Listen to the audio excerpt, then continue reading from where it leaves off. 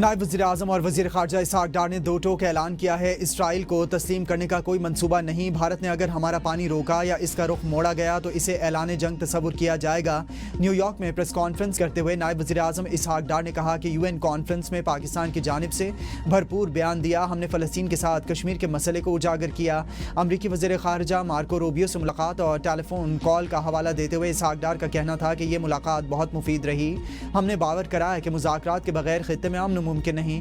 تجارت اور ٹیرف سے متعلق بھی بات کی گئی، اگلے 2-3 دنوں میں ٹیرف پر معاہدہ طے پا جائے گا۔ وزیر خزانہ محمد اورنگزیب بات چیت کے لیے امریکہ آئیں گے۔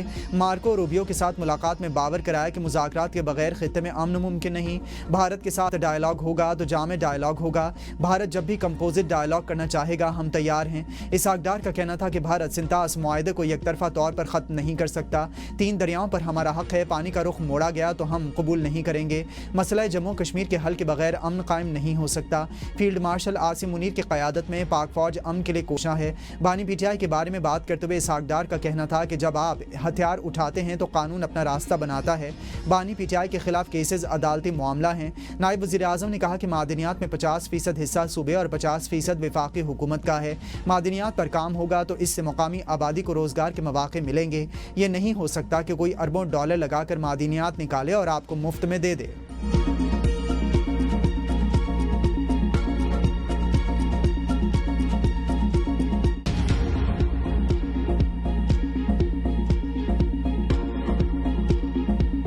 PTI کو بڑا سیاسی جھٹکا، سینیٹر اعجاز چودھری، MNA احمد چٹھا اور پنجاب اسمبلی کے اپوزیشن لیڈر احمد خان بھچر نااہل قرار، تینوں نشستیں خالی قرار۔ الیکشن کمیشن نے نااہلی کا نوٹیفیکیشن جاری کر دیا۔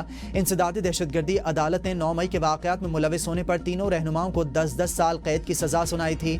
قومی اسمبلی کے حلقہ NH 66 وزیر آباد سے منتخب ہونے والے احمد چٹھا کو بھی عدالتی سزا کے بعد نااہل کر دیا گیا۔ پنجاب اسمبلی کے حلقہ PP 87 میاوالی سے احمد خان بھچر بھی پارلیمانی سیاست سے باہر۔ الیکشن کمیشن کے مطابق تینوں رہنماؤں کی نااہلی عدالتی فیصلوں کی روشنی میں عمل میں لائی گئی۔ الیکشن کمیشن آج نااہل حلقوں کے لیے انتخابی شیڈول جاری کرے گا، تیاریاں مکمل۔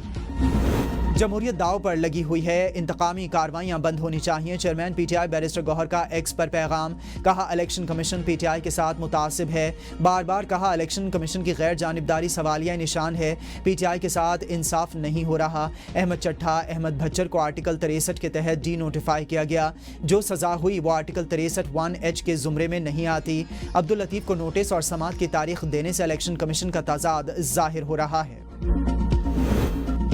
سب پری پلان ہے، مقصد لوگوں کو ڈسکوالیفائی کرنا اور ضمنی انتخابات کرانا ہے۔ PTI رہنما احمد چٹھا کی ABN نیوز کے پروگرام سوال سے آگے میں گفتگو۔ کہا ایسا لگ رہا ہے جیسے نون لیگ کو واحد اکثریتی پارٹی بنانا مقصود ہے، ابھی اپیل کا حق باقی ہے، اسپیکر کو ریفرنس بھیجنا چاہیے تھا، ہماری پارٹی کے ایک رکن کو سزا کے باوجود مناسب وقت دیا گیا تھا، کسی قسم کا کوئی نوٹس یا اطلاع ہمیں فراہم نہیں کی گئی، سیدھی ڈسکوالیفیکیشن پر لے جایا گیا، ہم اسے ہر فورم پر چیلنج کریں گے۔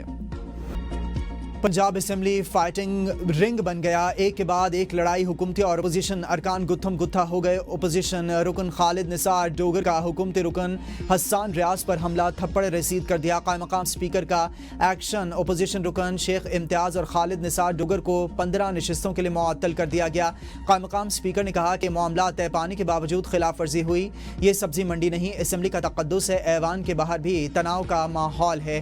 اپوزیشن اور حکومتی ارکان پھر آمنے سامنے آ گئے، پریس ہال سے باہر نکلتے ہوئے 2 نامعلوم افراد نے اپوزیشن ارکان سے ٹکراؤ کیا، ٹکراؤ کے بعد نامعلوم افراد نے اپوزیشن ارکان کو گالیاں دیں، اسمبلی سیکیورٹی نے موقع پر پہنچ کر دونوں فریقین کو الگ کیا، اپوزیشن رکن احمد مشتبہ کو مبینہ طور پر ٹارگٹ کیا گیا، نامعلوم افراد گالیوں کے بعد اسمبلی سے فرار، حکومت نے اپوزیشن کو کارروائی کی یقین دہانی کرا دی۔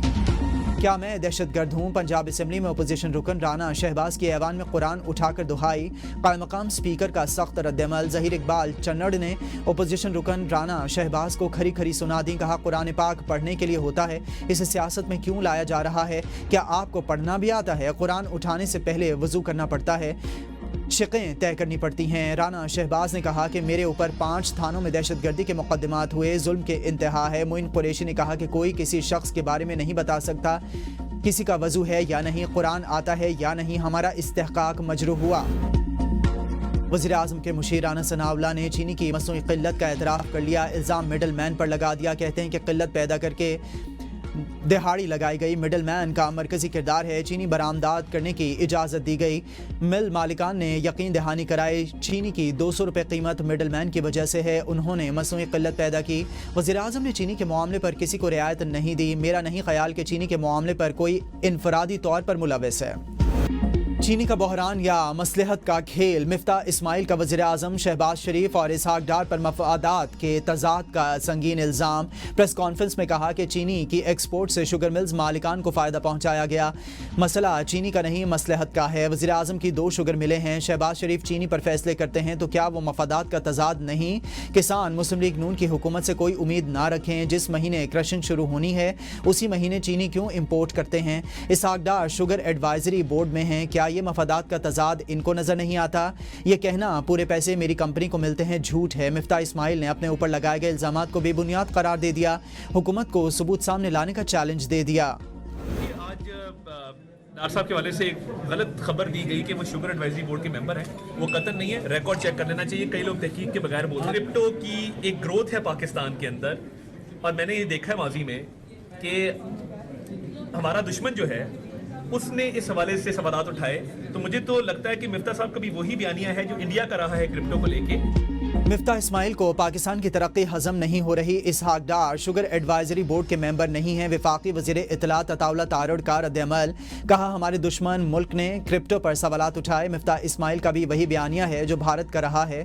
کرپٹو کے حوالے سے باقاعدہ قوانین اور قواعد و ضوابط بنائے گئے ہیں۔ تحقیق کے بغیر الزامات لگانا دشمن کا ایجنڈا ہو سکتا ہے۔ چینی پہلے باہر بھیجی پھر واپس وہی چینی درآمد کی۔ زرداری اور نواز خاندان اس اسکینڈل میں ملوث ہیں۔ اپوزیشن لیڈر عمر ایوب کی پشاور میں میڈیا سے گفتگو، کہا محسن نقوی قوم کو 450 ارب روپے گندم کا حساب دیں۔ 200 یونٹ کا بجلی کا بل ہمارے دور میں 1500 کا تھا، اب ہزاروں میں آ رہا ہے۔ خانپور میں ورکرز کنونشن سے خطاب میں عمر ایوب نے کہا کہ بانی پی ٹی آئی اور بشرا بی بی سمیت دیگر گرفتار مرکزی رہنماؤں پر بوگس مقدمات بنائے گئے۔ عوام 5 اگست کے حوالے سے مرکزی قیادت کے اعلان کا انتظار کریں۔ اب خیبر پختونخوا میں عدم اعتماد کر کے دکھائیں گے، گورنر کے پی فیصل کریم کنڈی کا دبنگ اعلان۔ میڈیا سے گفتگو میں کہا کہ پی ٹی آئی کے احتجاج میں اب دم نہیں۔ پی ٹی آئی 5 اگست کو احتجاج سے پہلے اپنے اندر اتحاد تو قائم کرے۔ وزیر اعلیٰ پارٹی کے صوبائی صدر نہیں رہے، اب تو جیب سے احتجاج کرنا پڑ رہا ہے۔ نہیں لگتا کہ پی ٹی آئی احتجاج کر سکے گی۔ آج تک پی ٹی آئی والوں نے دہشت گردی کے خلاف کیا کیا ہے؟ جنوبی اضلاع میں بھی حالات خراب ہیں، ابھی تک کرم کی شاہراہیں نہیں کھولی جا سکیں۔ جب یہ سنجیدہ ہوں گے تب ہم ان کے ساتھ کام کریں گے۔ پہلگام حملے پر بھارتی پارلیمنٹ میں ہنگامہ، حکومت پر ثبوت پیش نہ کرنے کا الزام، سچ سامنے لانے کا مطالبہ کر دیا۔ سابق وزیر داخلہ چندمبرم نے حکومت کو آئینہ دکھا دیا، کہا کہ ملک کی سطح کے دہشت گرد بھی ملوث ہو سکتے ہیں۔ حکومت کے پاس کیا ثبوت ہے کہ حملہ آور پاکستان سے آئے تھے؟ کانگریس کی پرینکا گاندھی نے وزیر خارجہ جے شنکر کی گول مول باتوں پر شدید تنقید کی، کہا واضح طور پر نہیں بتایا امریکہ جنگ بندی میں ملوث تھا یا نہیں۔ مقبوضہ کشمیر کے وزیر اعلیٰ عمر عبداللہ اور دیگر رہنماؤں نے بھی آپریشن مہادیو اور آپریشن سندور پر مودی حکومت کو آڑے ہاتھوں لیا، کہا پہلگام حملہ سیکیورٹی کی ناکامی ہے، بھارتی حکومت اور وزارت داخلہ اس کی ذمہ دار ہے۔ پاکستان نے بھارت کے کتنے طیارے گرائے؟ ٹرمپ نے 27 بار کہا انہوں نے جنگ بندی کرائی۔ وزیر اعظم قوم کو سچ بتائیں۔ آپریشن سندور کی ناکامی کے بعد بھارت کا نیا مکرو منصوبہ، بے نقاب بے گناہ پاکستانی قیدیوں کو دہشت گرد ثابت کرنے کی سازش۔ آپریشن مہادیو کے نام پر دوبارہ فیک انکاؤنٹرز شروع کر دیے۔ منصوبے کے تحت مختلف جیلوں میں قید افراد کو مارنے کے بعد پاکستان کی طرف سے سرحد پار دہشت گرد قرار دیا جائے گا۔ 56 پاکستانی بھارتی خفیہ ایجنسیز کی غیر قانونی حراست میں ہیں۔ تفصیلات سے D G I S P R پہلے ہی آگاہ کر چکے۔ حسب روایت فیک انکاؤنٹرز کے بعد بھارتی میڈیا کو پہلے ہی سے ان افراد کی لاشیں اور ہتھیار وغیرہ کی ویڈیوز اور تصاویر شیئر کی جا رہی ہیں۔ راولپنڈی غیرت کے نام پر خاتون کے قتل میں ملوث 6 ملزمان 4 روزہ جسمانی ریمانڈ پر پولیس کے حوالے۔ ملزمان میں مقتولہ کا مبینہ شوہر ضیاء الرحمان سسر اور جرگے کا سربراہ عصمت اللہ شامل۔ مقتولہ سدرا کے جوڈیشل مجسٹریٹ کی نگرانی میں قبر کشائی۔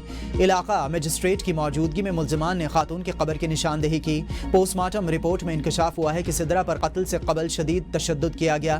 اس کی گردن کی ہڈیاں ٹوٹی ہوئی تھیں، اسے گلا دبا کر مارا گیا۔ فورینسک نمونے لے کر گلگت بلتستان سیاحت کی غرض سے آنے والا ایک اور خاندان لاپتہ۔ K2 ٹی وی کی اینکر شبانہ لیاقت اور ان کے شوہر 4 بچوں سمیت لاپتہ ہیں۔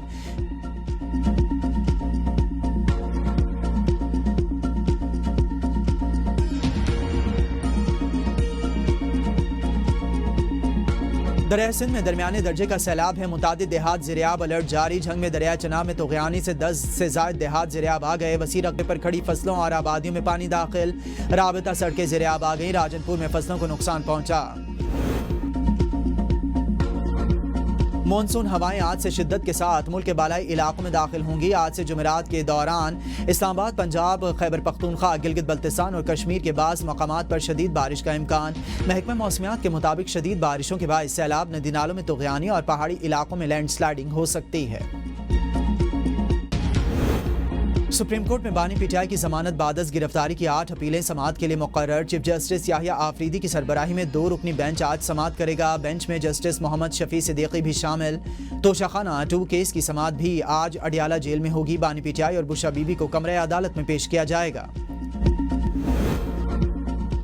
मोदी देश के निराले रंग, भारत रियासत बिहार में डॉग बाबू नामी कुत्ते का रिहायशी सर्टिफिकेट जारी। वोटर लिस्टों पर नजरसानी के दौरान कुत्ते का रिहायशी सर्टिफिकेट सामने आया।